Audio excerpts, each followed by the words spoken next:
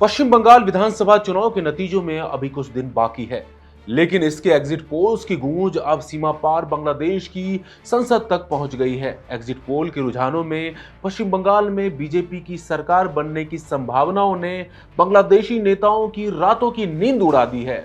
वहां की संसद में बाकायदा इस मुद्दे पर चिंता जताई गई है कि अगर बंगाल में बीजेपी आई तो बांग्लादेश के लिए एक नया मुसीबतों का पहाड़ खड़ा हो सकता है। आइए समझते हैं क्या है पूरा माजरा।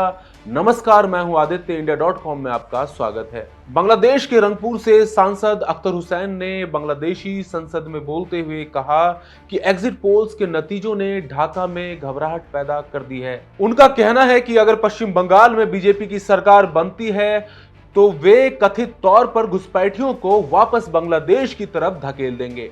अख्तर हुसैन को डर है कि इससे बांग्लादेश के सामने एक बहुत बड़ा शरणार्थी संकट खड़ा हो जाएगा।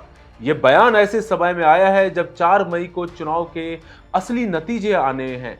अब सवाल यह है कि वहां इतनी टेंशन क्यों है। दरअसल पश्चिम बंगाल की एक लंबी और काफी हद तक खुली हुई सीमा बांग्लादेश से सटी हुई है। पिछले 15 सालों से बंगाल की राजनीति में अवैध घुसपैठ सबसे बड़ा मुद्दा रहा है।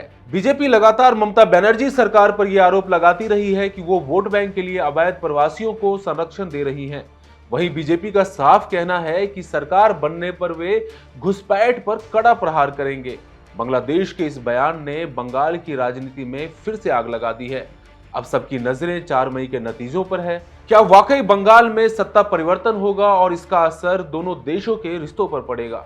दोस्तों, आपको क्या लगता है, क्या विदेशी संसद में हमारे चुनाव पर चर्चा होना जायज है? कमेंट करके हमें अपनी राय जरूर बताएं। बने रहिए इंडिया.com के साथ। शुक्रिया। अब आप जहां भी हैं वहीं से खबर भेज सकते हैं। आपके आसपास कुछ घट रहा है या कोई खास बात, तो बस अपना मोबाइल उठाइए और फिर न्यूज के ऐप पर शेयर कर दीजिए।